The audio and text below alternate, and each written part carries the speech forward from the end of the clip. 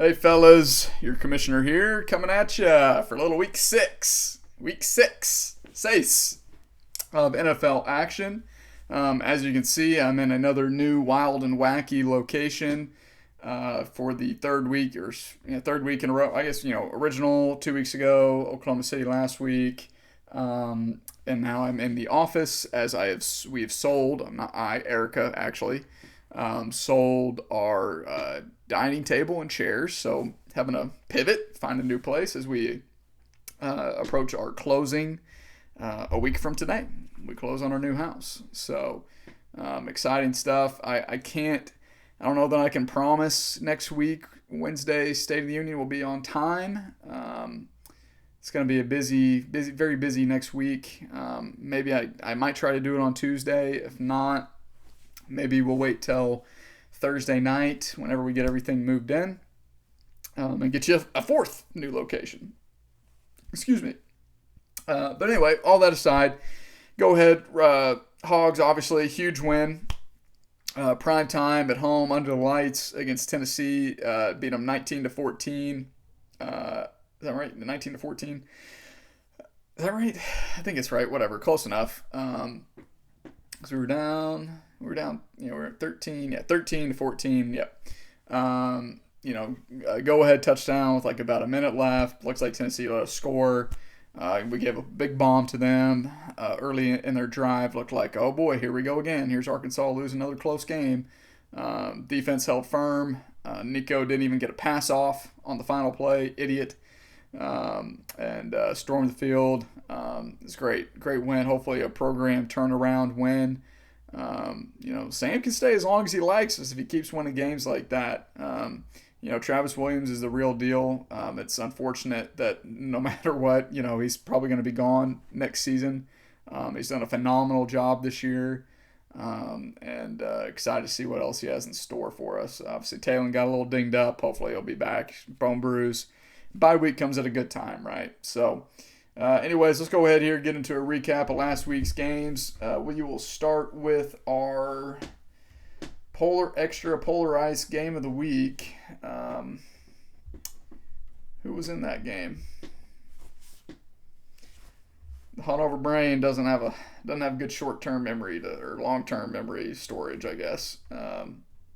Let's see. I was really surprised, honestly, how quickly that video uploaded at that hotel. Really, really pretty good Wi-Fi at that hotel. I'm pretty surprised. All right, let's see.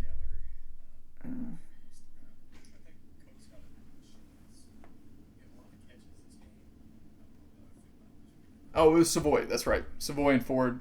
Because I went 5-1 last week. My stat guy told me I went 5-1 on picks. Of course, the one game I missed, game of the week. Should have known better that Savoy never performs in the game of the week. He loses. He's actually the dog shit team of the week, but I'm not going to go too bad on him. We had no teams, I think for the first time this season, 0 teams below 100 points, but Savoy was our dog shit, throw up all over themselves. Passing out, snoring, wake up the mountains, team of the week. The Golden Path, newly rebranded the Golden Path, third team name change officially for Savoy this season. Went from Stroud Boys to the Golden Path, hoping Jaden Daniels could lead him to salvation. He does lose 130-103 to the father figures to fall to 2-3. Ford gets to 3-2. Rip's not a father, not yet, but it's coming. I have no inside information. It's just pure speculation. All right. I really Ford under 2-0 for a little commish. My only regret is I didn't bet more. Right? Oh, I'm gonna score 150 is too much. All right. 150. I looked at the matchups. They were tough matchups. Really, Kamara would have had to have a Christmas Day Kamara miracle to be able to get back. I mean, and almost all of his guys hit his projections, really, except for CD and Kamara, and that's all it took. They missed it by enough. Dak was a little under projection, 6 points. You add all those up, you get less than 150. But Ford is still he's looking really solid here. I mean, 130, still a very good week. It does have Pittman now dinged up. Looks like he might miss a couple weeks. Keon Coleman, one catch, kind of a fluky little touchdown. Should have got tackled. Looked like he stepped out of bounds, to be quite honest. So really, this total should have been down in the 120s easily. But he should have Devontae Smith coming back from bye. You got Drake May, bye and concussion, right, for Devontae. You got Pop Douglas, who looks like he's maybe coming on here, especially with Drake May taking over the helm. I think Ford might be able to weather the storm here. He's still got a very solid team, though it's getting a little dinged up. It's not a perfect team. I think it's a top 5 team, but I think, is this a championship contender? I find that hard to believe. I just don't think it has the zip and the pop to do it. I know although he's had several very, very good weeks. For Savoy, like I said, he starts off the Jaden Daniels area with not much success. He did slightly outscore C.J. Stroud, but Jordan Mason's he's been a little up and down the last couple of weeks. He went 13 points in week 3, 26, 11 this week. James Cook, though, continues to look great. Olave, and he's got Spencer Rattler throwing him the ball now. Yuck. Diggs, though, wide receiver 1. So the Lord's giveth, and they taketh, and they giveth, right? Trey Tucker, Yoshi Moss, Parkinson. Parkinson had a decent game. The bench is what's the real concern here. Obviously, Devontae continues to sit out. Pacheco still probably weeks away from coming back, if not longer. Ingram, maybe he's back. Who knows? He's supposed to have been on the verge of being back the last couple weeks and nothing. But JK's coming back from the bye too. So, it's okay for Savoy. I think he's a bottom half team, certainly. But Jaden's electric. Keeps riding that Jordan Mason. You got to think, even when Jordan Mason's been playing so well, even if CMC does come back here in the next week or 2 or 3 or 4 or never, I think Mason's not going to just ride the pine. I think we've seen the end of the CMC 90% workload, 90% of the snaps era. I just don't think there's any way that the 49ers go back to that. I think you see a true timeshare split where they're maybe flipping off every other drive. And ultimately that's going to be at the bemoaning of everybody involved, all parties involved. Who doesn't love good old RBBC, right? The only thing better is you drop the R, right? Ford knows what I'm talking about. You deviant. Moving on here, we'll get to our second lowest scoring team. Doesn't contribute, he's not the second lowest scoring team. Doesn't contribute, wins 135 to keeping the faith, 113. Solid week for Craig. Ho-hum. Josh Allen kind of sleptwalked his way to 20 points. A little bit of a disappointment. Kyron continues to be a beast. 20 points, just a workhorse. Nobody else there even sniffs or thinks about touching the ball. Connor had a really good game as well. Workhorse. 22 carries and 19 carries from those two guys. You don't see that kind of production or that kind of workload for very many running backs in the league this day and age. But Whittington. See, these guys, man, so many guys in this league, they just throw in bums off the street and they get double-digit points. I try to do that. It doesn't work for me, right? But, 18 points from Whittington. Zay had a really nice game, 22. Lazard got a touchdown. Kincaid continued to do nothing. Javonte had 18, I believe, his best game of the season. Oh, yeah, by 5 points. So we're on the revenge tour. We're on the running back revenge tour these last couple weeks for old Kamish. DeAndre Swift skull fucked me last week with 30 points. Javonte, 18 is not terrible, but 18 out of the flex is pretty good. All these guys who I believed in these guys. I believed in them. I gave them I believed in them when no one else did, and they let me down. And now these other people, these other commissioners, or not commissioners, these other owners are getting to reap the rewards of these guys. It's not right. It's not fair. Damn it. But you know what? That's life, right? Isn't fantasy just a perfect microcosm of life. Life isn't fair. Life is hard. You do the right things, you say the right things, you make the right moves, and you don't get what you want, you don't get what you deserve.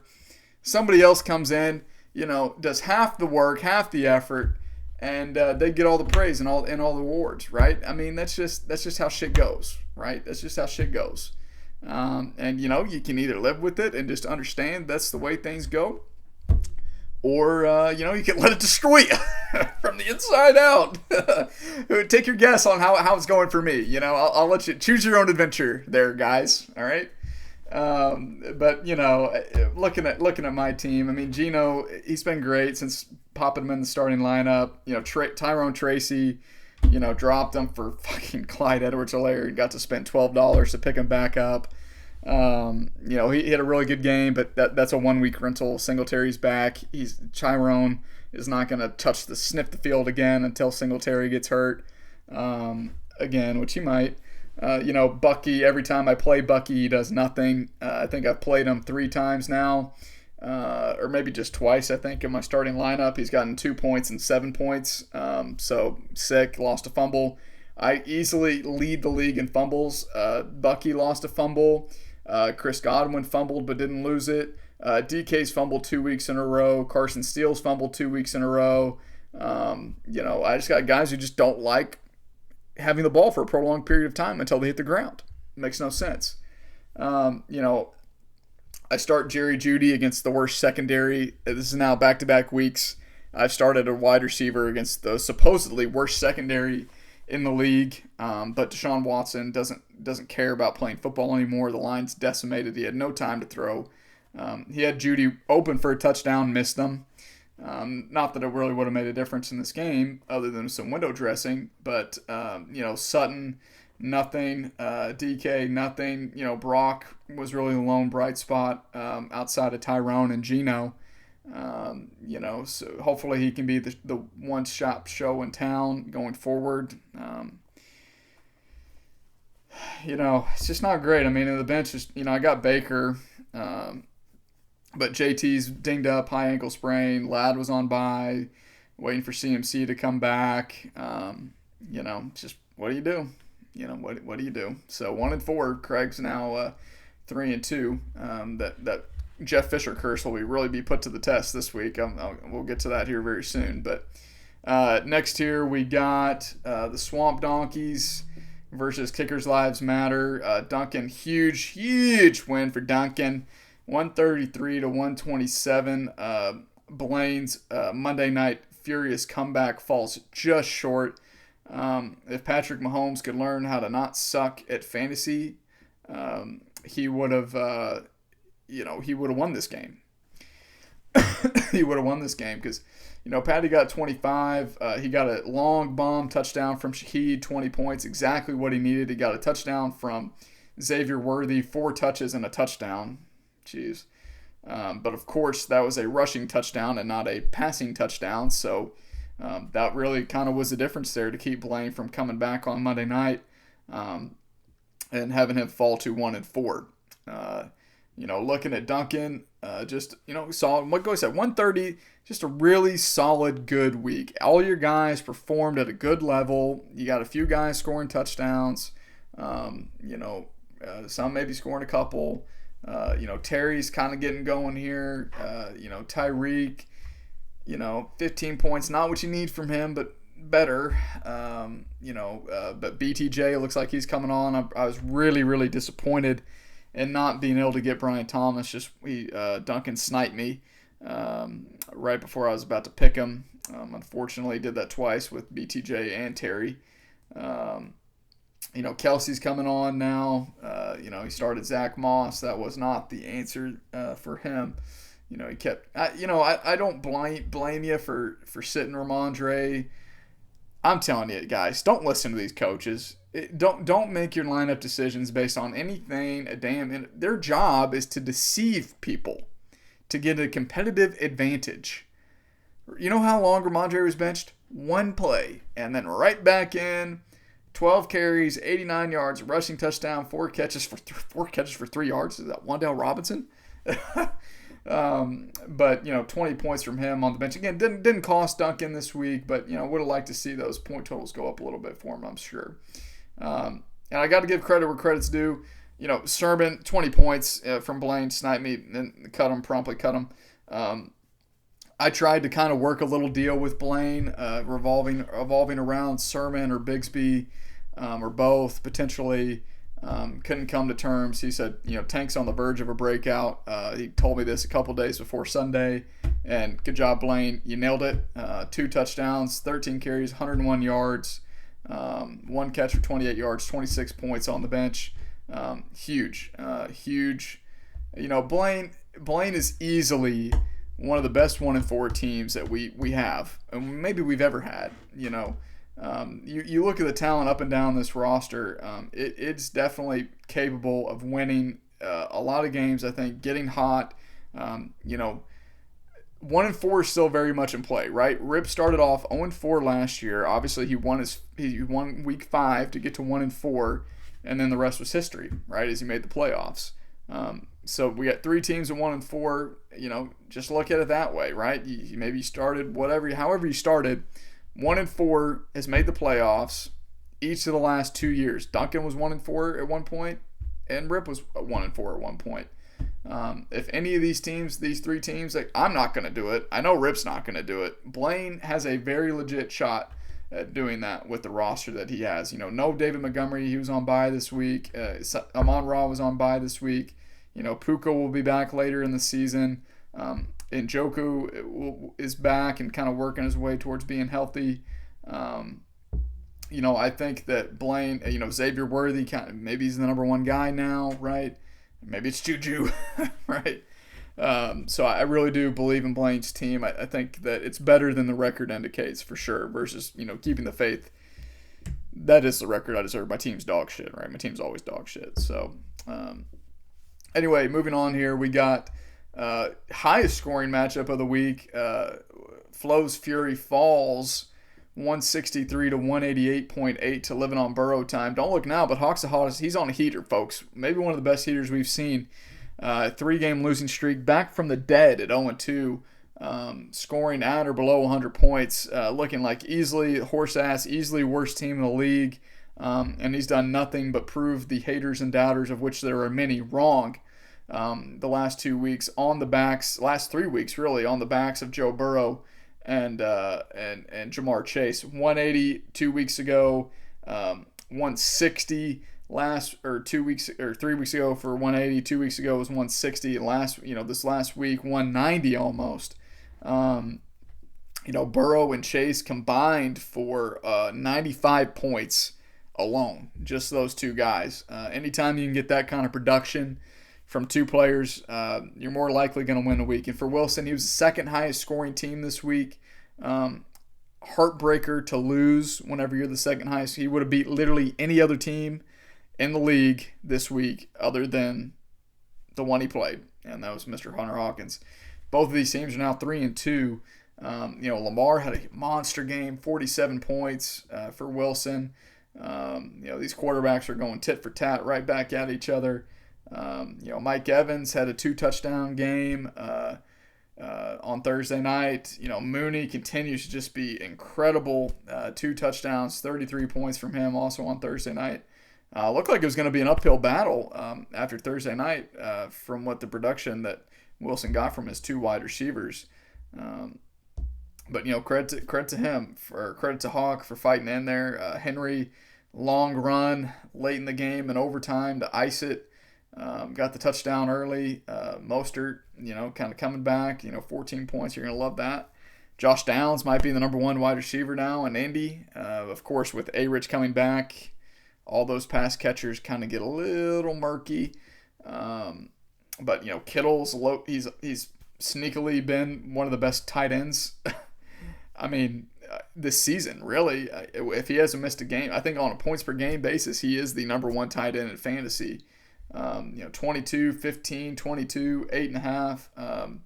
Roschon Johnson got a touchdown. He's been double digits each of the last 3 weeks, Roschon Johnson.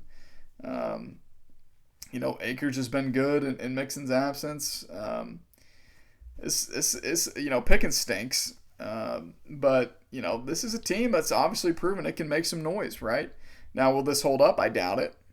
But you got to take the good times while they last, like I told Hawk this week. So, Devo coming, a little disappointing week for him. 3.5 points.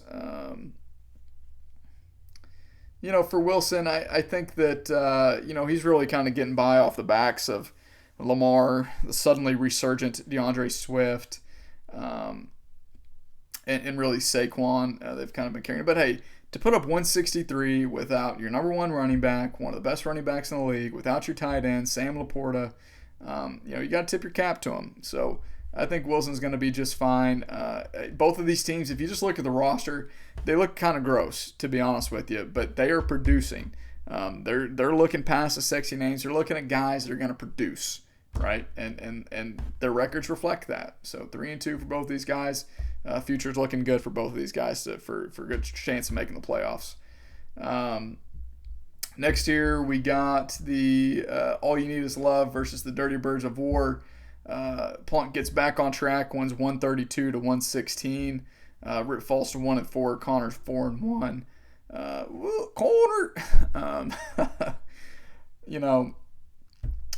for Connor, Achan got concussed early in the game. It looks like as much as my players love fumbling the ball, Connor's players love getting concussed. So they play with their heads, right, not their hearts.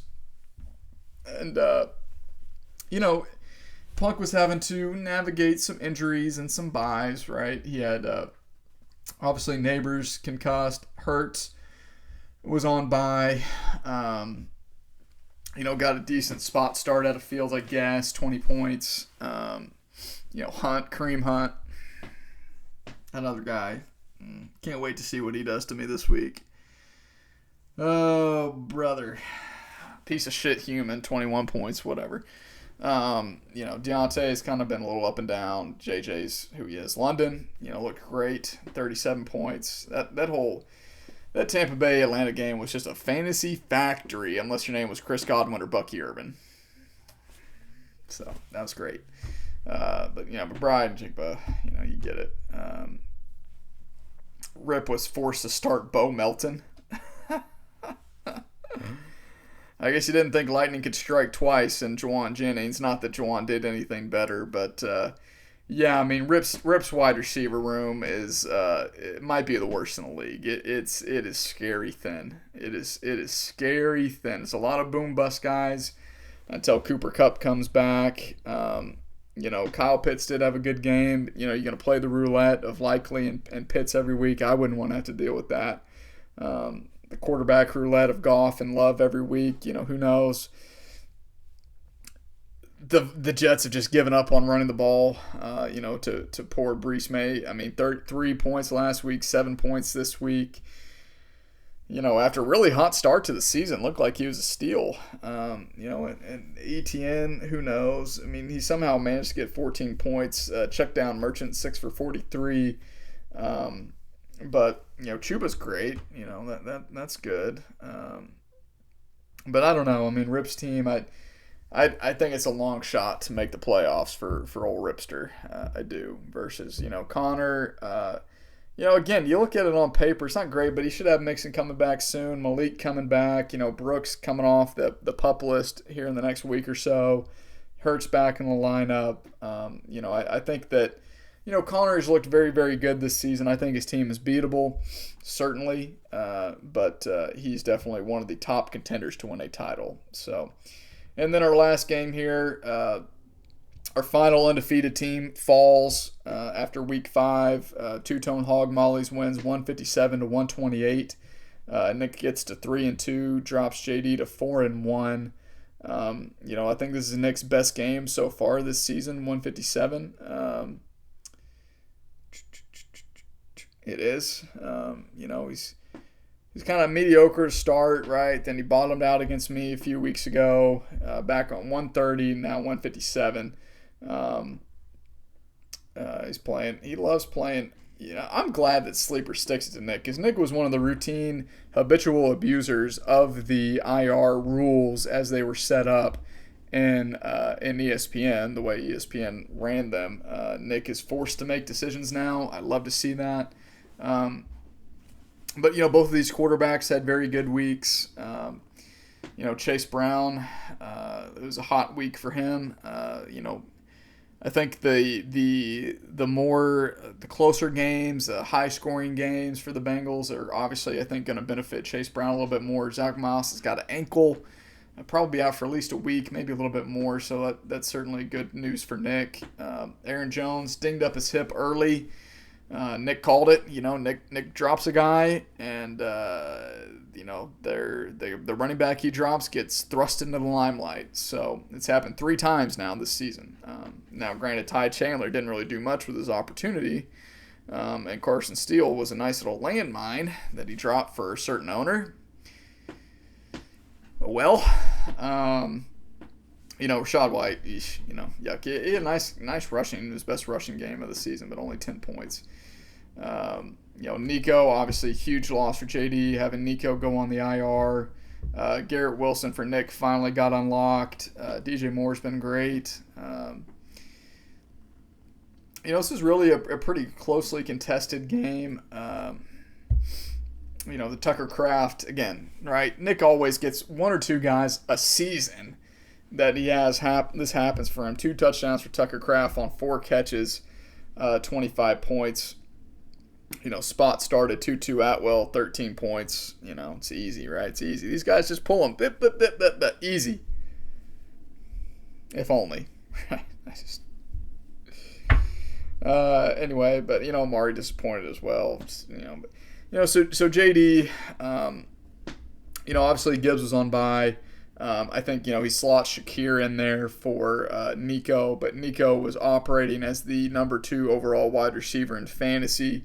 Shakir's obviously not going to be able to replace that production, but I think things could be worse for JD. I think he's still in a pretty good spot.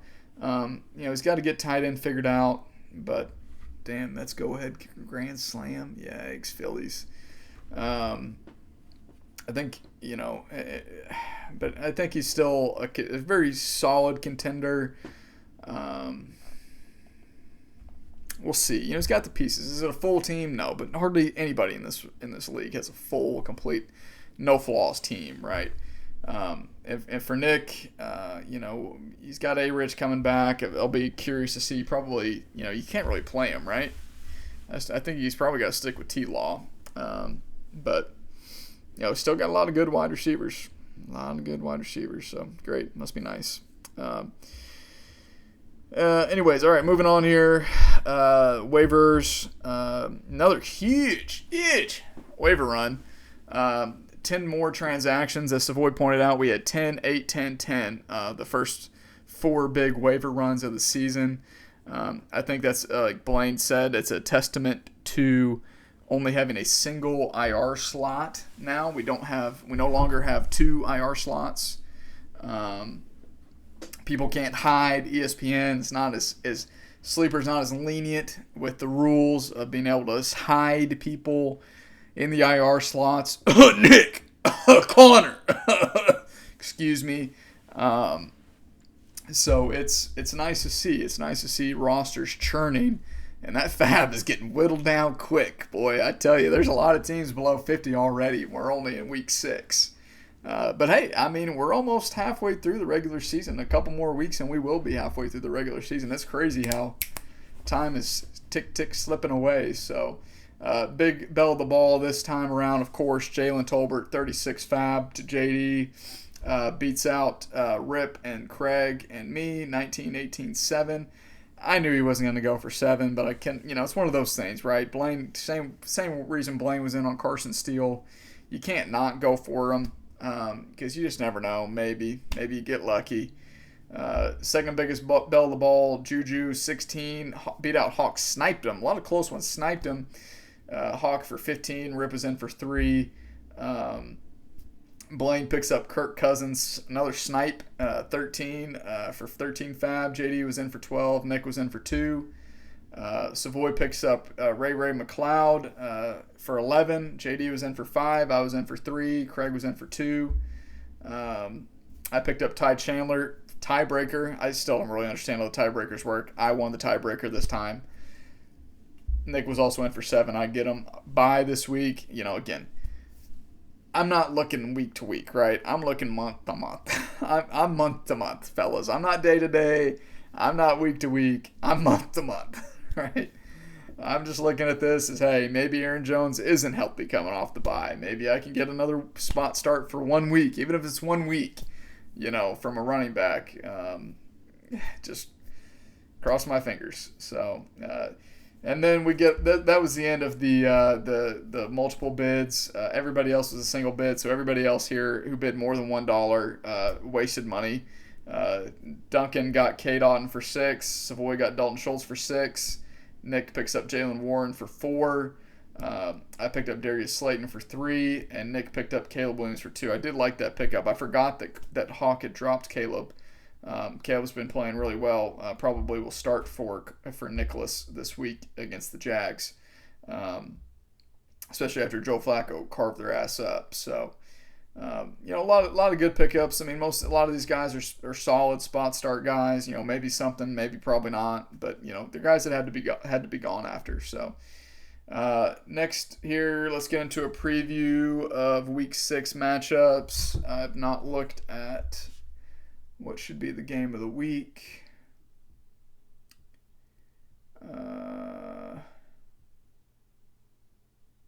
Yeah, we'll do that one. All right, so we'll start off here. Keeping the Faith versus the Dirty Birds of War. Connor's projected to win 150 to 140. That's assuming that JT is going to play this week. I am 1,000% certain that JT is probably not going to play this week, which means I'm going to have to start Tyrone Tracy, who's probably going to go back to getting 3 points. So basically, I'm going to start 2 running backs that are the RB2s with the RB1s being healthy. So that's going to be great. Connor's got pretty damn good matchups up and down the board for his whole team. Oh, no Kareem Hunt. Hey, Kareem Hunt can't screw me this week. That's awesome. No Achane, no Jefferson. So, I mean, plucks down some key guys, but Mixon probably will be back this week. He did not practice on Wednesday, but Wednesday practice reports are never really, they really don't really ever mean much. If he doesn't play, he's probably going to be forced to start Ray Davis. Jonathan Brooks might be back this week. Really interesting. That'd be interesting. If Mixon doesn't play, I'm sure Connor will just pick up Dameon Pierce or Dara Bungawale, and they'll score 25 points against me. So you can just go ahead and pencil that in. Connor's going to win regardless, right? Connor's going to win. I'm not winning many games these next few weeks. I guarantee, this is my stamp, I will not win a game until I have CMC and JT in my lineup. It will not happen. All right. That's a commish guarantee. You know what? You might as well, guys. If I were you, you might as well get in on 140 right now, under 140 for the commish. If JT scratches, obviously, or is inactive, the bet scratches. But if he's not, I don't think I get to 140 regardless. So that's a little, maybe some free money for you. Next here, we got Swamp Donkeys versus Flo's Fury. Wilson's projected to win 147 to 143. A lot of green for both of these teams. I think this one could be a very high-scoring matchup. Shaheed having Rattler throwing the ball, he's a little dinged up. Wicks, you never know what you're going to get from him. Obviously, I don't. It's tough. I don't know why Blaine wouldn't play Najee against a really bad Raiders team. Tomato, we'll see. Obviously no Patty Mahomes, no Xavier Worthy this week. Honestly, I think some of these projections for Wilson might be a little low, really.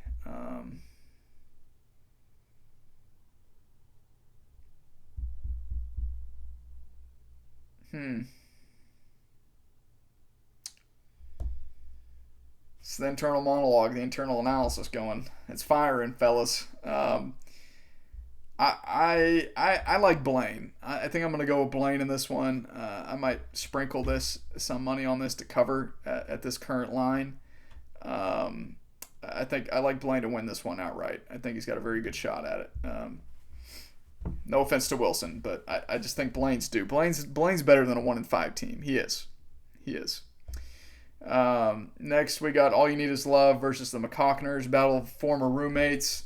136 to 136. Deadlocked. I do think that Rip is a 1-5 team, and I do think that JD can bounce back. I'm going to go with JD in that one. Next, we got the Golden Path versus the Two-Tone Hog Mollies. Savoy's projected to win 142 to 108. Nick does not have a quarterback at the moment. His roster is currently locked because Anthony Richardson's not out. I'm not really certain how he was able to pick up anybody this week. I guess the waivers still go through even if you have an ineligible player in your IR slot, but you can't change your lineup. I guess clearly that must be how it's operating. He's got Caleb. Yeah, Caleb. Yeah, he's probably throw Caleb in there. That's 30 points. That puts him up at 140 as well ish. So pretty close. This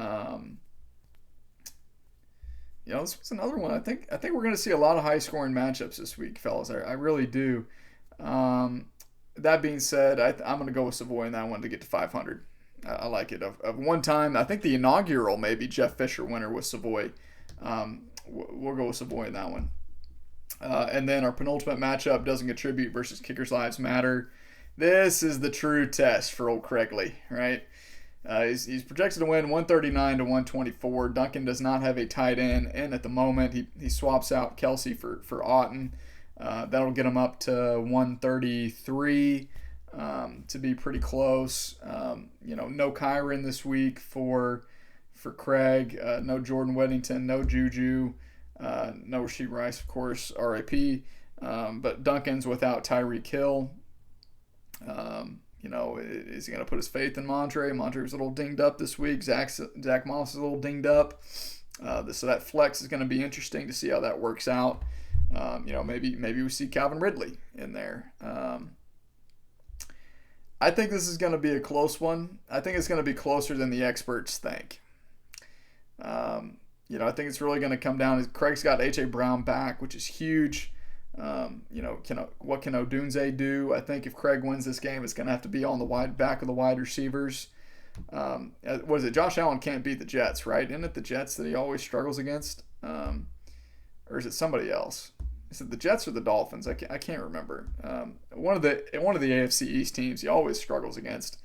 I'm going to just say it's the Jets to fit my narrative, and I think the Jeff Fisher draw is just too much. I think somehow, some way, Duncan's going to find a way to cobble this team together and somehow get to a 2-game win streak and get to 500 and drag Craig down to 500. So, and then that brings us to our game of the week. Let's see here. I'll be right back. Let's see what I can find. Gosh, it's so dark out here.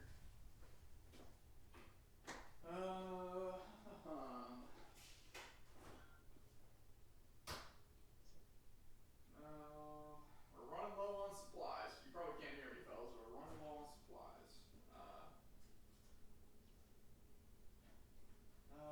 Geez. I don't know.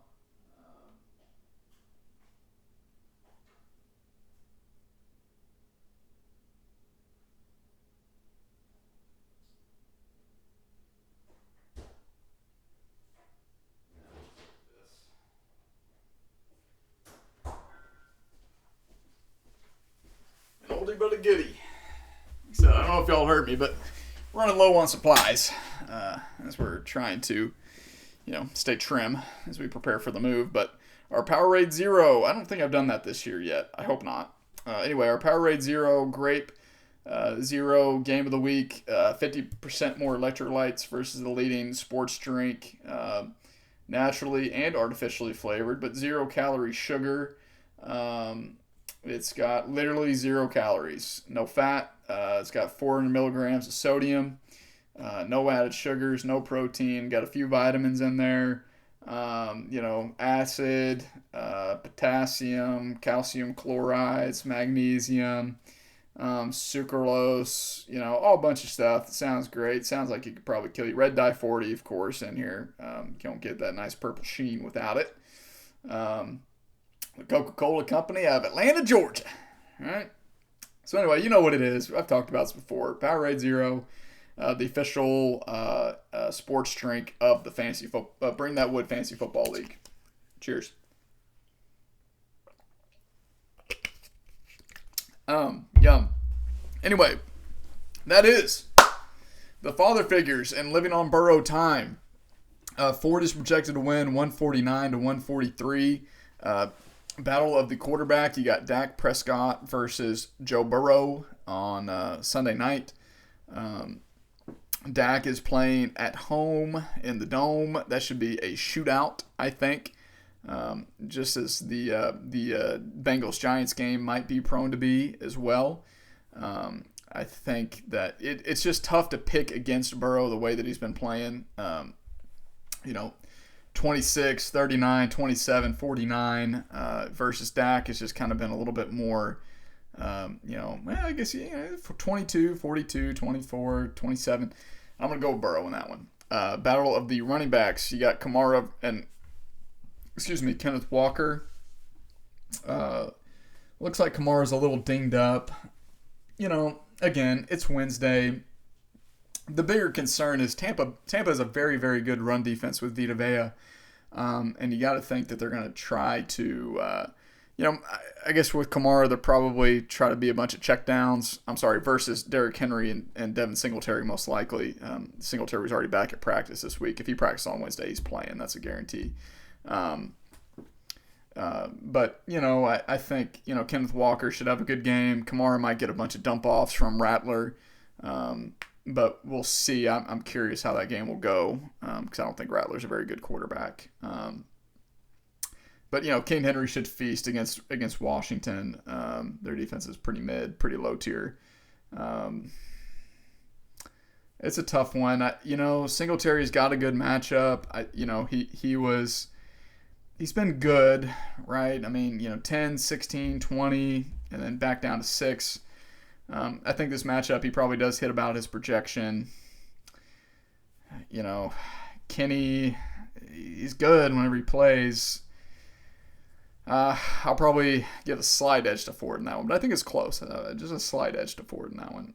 The worry with Derek is maybe this turns into a shootout. Maybe he gets game scripted out, but the game against the Bengals was a shootout, and he still was able to put up 19 points. So took overtime to get that, because before that he was sitting at 16 or no, 12 maybe 13, something like that.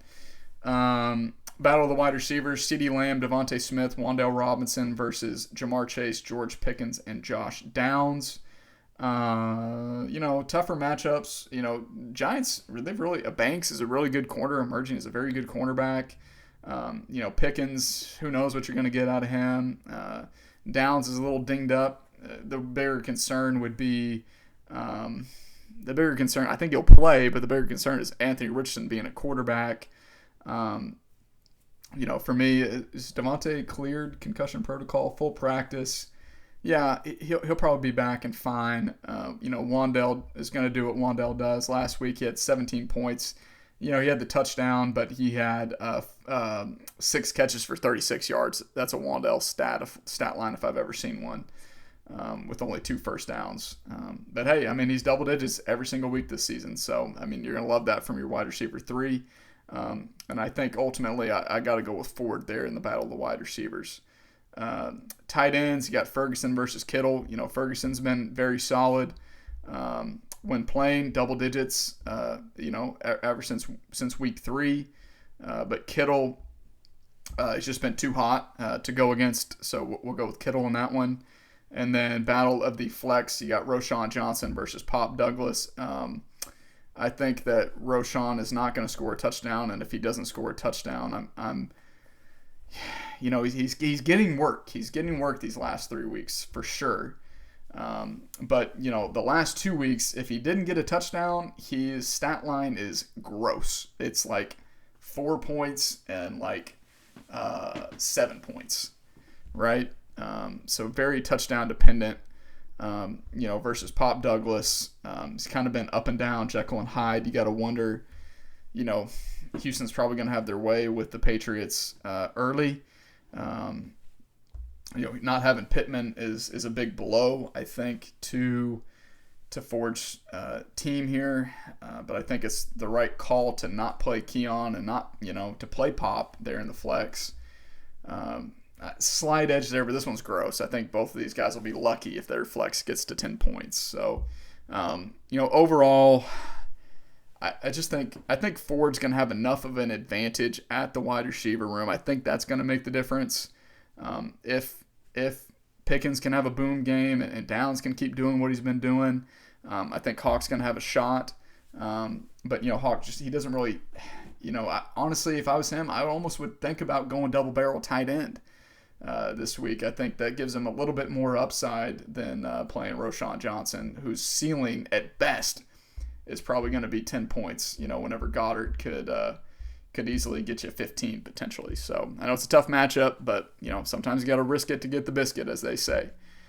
So anyway, that's all I got this week, fellas. Like I said, I'm not sure when the Week 7 State of the Union will be released. I will do it when able. I know all of y'all will understand, given our situation. We're very excited to be moving into this new house. Can't wait.